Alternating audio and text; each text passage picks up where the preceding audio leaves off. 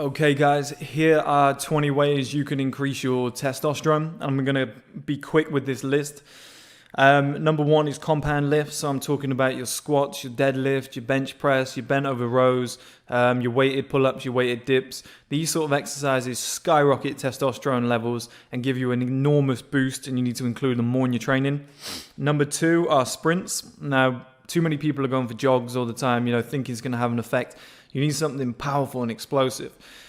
Do a set of sprints. So maybe do 30 meters 3 times by walking back. So set out a circuit. This is what I do. I'll sprint maybe 30 meters. I'll walk it back. I'll get to the start. I'll sprint. I'll walk it back maybe 3 times. Then I have a 2 or 3 minute break. Let those levels get back to where they were before, and then go again, and then go again, and then go again, and then stop. You do it in that kind of interval style training, you're going to get a huge testosterone boost. So the next one is fluoride. Fluoride's in things like tea, coffee, toothpaste especially. You've got to think about that. A lot of people having a coffee or a tea every single day and brushing their teeth 2 times a day, or you'd hope they are, right? So you think that's a large fluoride exposure that's going into the body all the time. And it's also in our tap water, but we'll get to that later. That fluoride is going into the system consistently, and it's been proven to destroy testosterone levels. Some reason it's still there. But you can find products that are fluoride free, like toothpaste. You don't have to have tea. You don't have to have coffee. You can find alternatives. I have an alternative drink that's full of herbs that I'm going to do a video on soon. So look out for that. It's going to have 7 or 8 ingredients that you can mix up together and use as your tea. It's a great alternative. Alpha male body language. So alpha male body language actually tricks the brain into thinking that you're more confident than you are, or you're the alpha in this situation, this scenario, this area that you're currently in. And if you walk and talk in a certain way, you stand in a certain way, you hold yourself a certain way, you actually get a testosterone increase. I've seen experiments where people have stood like this before they do a bungee jump, or they stood like this in the toilet before they have an interview. They've done control group experiments where they've stood like this, legs wide, as big as possible, and their testosterone has skyrocketed, and then they felt more confident. I'm not saying walk around like that, but if you study alpha male body language, I might do a video on that too, actually. But what you'll see is that there's certain daily habits, like spreading yourself out, for example. Some guys might sit like this, some guys might sit like that, arms out, arms wide. Some guys might walk along like that, some guys might walk along like that. Those subtle differences have a big difference on our body's chemistry. So the next one is sunlight. Very simple, guys. Vitamin D boosts testosterone. Testosterone's higher in the summer for a reason. Get outside. Don't get burnt, but take your t-shirt off, because we're like big solar panels. The more skin that is exposed and is getting hit by sunlight, the more we can absorb, the more vitamin D that we can absorb, the higher testosterone is going to be. So the next one is competition. We all shy away from competition in the modern era. I don't like it. You need to have more competition. So sign up to an MMA class, a boxing class, do certain sports on weekends, play against people, have a tennis match, whatever it might be. Competition is good. Me versus you. You're fighting this guy. He's trying to choke you out. He's trying to punch you. You've got to punch back. You've got to dodge and weave. You get caught by a punch or two. Testosterone starts to skyrocket up. Do manly shit. Throw manly shit into your life. It's good fun. Makes you a better person. Now, avoid tap water. Tap water is full of a bunch of metals, a bunch of chemicals. The pipes are leaking into the water all the time. It's got fluoride in, tons of fluoride. They put it in to protect our teeth. I mean, there's a lot of evidence against this. It actually lowers IQ. There's huge evidence for that too. But it destroys men's testosterone levels. Water now is full of estrogen, which is worrying. There's so many different ways estrogen has got in the water source, but they believe that one of the main ones is that the water that we drink out of the tap has been circulated around like 15 different people. That's what they believe. So let's say 6 of those are women. Let's say 3 of those women were on the pill. Let's say those women had high estrogen levels. And when they peed, that went into the water. They flushed it. Now there's estrogen into the water. So you've got to watch out. And it's the same with plastic bottled water. It might even be worse because it's A lot of it has high fluoride content, high estrogen content. You've got BPA, which is the plastic that the water's wrapped in, and that plastic leaks into the water and destroys men's testosterone levels on a level you've never seen. So the next one naturally is avoid baths. So if you have a bath and you've got all that water that we just discussed and it's soaked around your body and you're bathing in it for half an hour, what do you think is going to happen, guys? And the worst thing is that's warm water, which is very bad for sperm and testosterone, and it's wrapped around your balls with all of that estrogen, fluoride, etc., and it's just attacking that area of your body. The next one is buy a shower filter. So a shower is better than a bath, but you're still getting that water hitting you every single day and you're bathing in it, the steam and everything is going into the body. So what you want to get is a shower filter that you can screw on or you can put underneath into the pipes themselves. You can install it, maybe get somebody else to do that.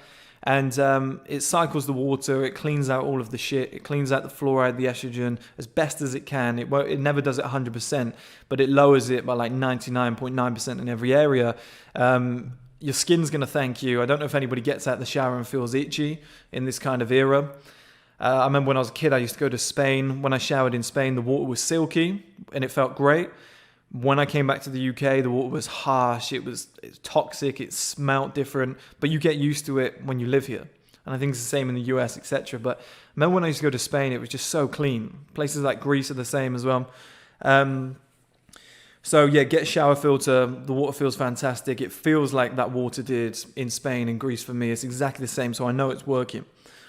Now, next one is hygiene products. And I'm going to pair this with the next one. So hygiene products and cleaning products. So this is two. All of the products that we use to clean ourselves, like shampoo, conditioner, we've got shower gels, soaps, etc. They're all full of chemicals that lower testosterone levels. They have to be. Look at the color of them. It's a big blue bottle or a big green bottle, or lime green, or some of that mint stuff that you can put on your body and it starts to sting. Of course, that's not normal, guys. Of course, it's not natural. It's full of plastics. Your body's going to get destroyed. Your testosterone levels, your endocrine system is going to get destroyed. It's the same with cleaning products. Now, we all have to clean. You have to clean your homes, etc. But maybe buy some gloves. Just get some of those old school housewife yellow gloves. When you're cleaning your floor, when you're cleaning surfaces, etc., you don't want those chemicals on your hand. You don't want, washing up liquid. You don't want Dettol and stuff like that going onto your body, into your system. Again, it destroys your endocrine system, your hormonal system. It will destroy testosterone. So the next one is to eat more good fats, things like avocados, nuts. If you're not vegan, you can get things like salmon into your body. These things have a fantastic effect on testosterone levels. The body uses them to create testosterone, and they're essential to creating testosterone. So eat more of them if possible. A lot of guys like to stay away from fats, but good fats are unbelievable. They're essential. They're as good as protein, if not better. Eat yams and green bananas. We touched on this in another video with the Jamaican sprinters. These two foods contain steroids. They contain steroids under the system. Under the surface. And they contain an acid that is able to absorb those steroids easier and get them soaked up by the body. You can search it.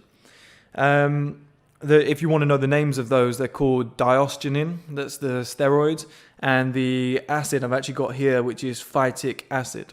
So get them into your body. It's like taking steroids on a microdose level. That will increase testosterone. The other one is watch less TV. The reason being, I don't think there's been a lot of conspiracy theories about kind of radio waves coming out of the TV. I don't know. I don't really have time to search that sort of stuff. But I think the essence of it is that you're sat down for long periods of time in a restful state. So your testosterone, naturally, your body's going to say, let's drop testosterone. We don't need it. We're relaxed. We're comfortable. We're watching television. We're kind of in this hypnotized effect where not a lot's going on. We're not using our muscles. Let's relax, and testosterone naturally dips. I think studies found, and you can fact check me on this, that if you watched more than 20 hours of TV per week, your testosterone levels were half what they could be. That's shocking alone. The next one is alcohol. Everybody knows what sort of effect alcohol has on the body. You can improve it I believe red wine has a small effect. If you have one glass of red wine, I believe that can actually increase testosterone levels. Or what you can do is you can get gluten-free vegan beers. I know that they don't contain a lot of the chemicals that actually lower testosterone, so that's an option. But when you drink, I think it's around about 36 hours where your testosterone stops being produced on the normal level. So your testosterone drops for 36 hours after consuming alcohol. If you're the type of person, I think that's when it's excessive consumption. But if you're the type of guy to drink heavily once or twice a week, let's say, then during that 36-hour period, you've not got many times during the week where your testosterone is at peak level. You might have roughly 3 to 4 days where it's actually dipped out of 7. You've got to think about those lifestyle habits, guys. The next one is to stop doing long distance runs, marathons, cardio of that nature. Cardio is good, and obviously you'd have to do it for sport on a competitive level, like we mentioned earlier.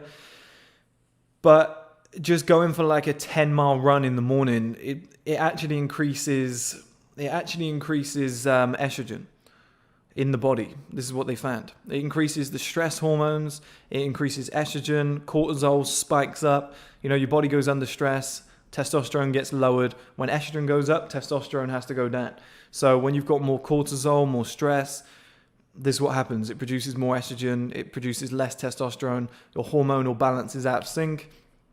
And obviously a little bit of cardio is great, but when you get past a certain mark, your body gets more stressed. And it starts panicking. It starts, like you said, producing the stress hormone, which is cortisol, which has a negative effect on testosterone. Which actually, the removal of cortisol is actually how the body language stuff works. So when you're standing like that, etc., you remove the cortisol, you remove the stress hormone, testosterone takes its place. It's brilliant stuff. Now, get more sleep. Mike Tyson was a big advocate of this. He used to sleep 2-3 times a day, whether they were little naps or whatever. He used to train, eat, sleep, train, eat, sleep.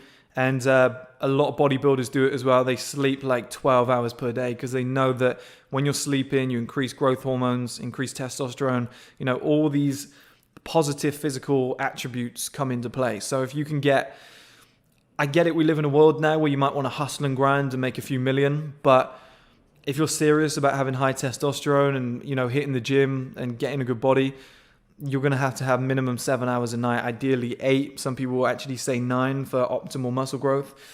It's tough. So if you're on that hustle grind kind of life where you want to make as much money as possible, you might have to sleep less, but make sure on a Friday night, Saturday night, and you get to bed early on a Sunday, make sure those days are being used properly. Because if you're grinding all week and then on a Friday you get poor quality of sleep from alcohol or a late night, etc., it's just going to have a negative effect on your body, and it's not good news, guys. The next one is swimming. I don't know if anybody knows, but the chlorine that's in pools and the other chemicals that come with it have a massive negative effect on the human body, especially on the male body. It decreases testosterone. And the fact that as kids we're taking to swimming pools and we're exposed to these chemicals young, I don't think is a good idea. I think it should actually be a crime against humanity to make us swim in these chemical concoctions. I've been in pools before when I was a kid where my eyes have been so itchy and red, and they almost feel as though they're gonna, almost feel as though I'm gonna go blind. Just a searing pain from going underwater with my eyes open. That's why they have goggles and stuff. Now, that's going into your system. It's not good, guys. So stay away from pools unless it's fresh water, or go swimming in the sea if there's one near you. The next one is avoid cereal. Dr. Kellogg's, I've told this story before, was a very religious man a few hundred years ago. And I think it might have been 100 years ago, but I don't know. It's a long time ago. Fact check me on that. Leave a comment if you want to. It'd be interesting to know. I might search it myself afterwards. But he was a religious man, and he believed that testosterone was responsible for violence, crime, going against the Lord, rape, etc. Which, to be honest, it might actually be. He might actually be right, because more criminals have high testosterone. But it doesn't mean that you're a criminal if you have high testosterone. There's a lot of high-functioning men, successful men who are great citizens, who love their kids, have a wife, etc., who religious, who live like very good lives, but they have high testosterone. So what he did is he invented cereal that was kind of bland, sugary, contained all these different ingredients that he found actually lowered testosterone levels, and they still exist today from Kellogg. So We've got things like cornflakes, bran wheat. I'm just naming. I'm not saying that these cereals do, because I don't want to get sued here. I'll make a statement now.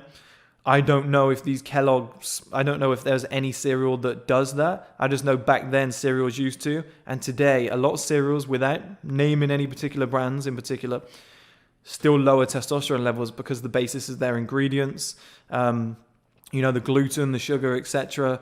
The way that they spike insulin, it's not great for the body.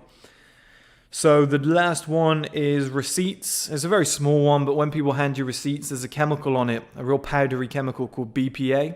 I can't pronounce it. It's biphenylphosphoate or something. That chemical lowers testosterone levels. They found that when it seeps through the skin, it destroys testosterone levels. If you're somebody who's got to handle receipts all day, wear gloves. When somebody offers you a receipt, unless you have to take it, just say no. I always say no. When I'm shopping, if they say the receipt, I just say put it in the bag or whatever, or like I don't want it. I don't want to touch it. So that powdery chemical is not good for the body.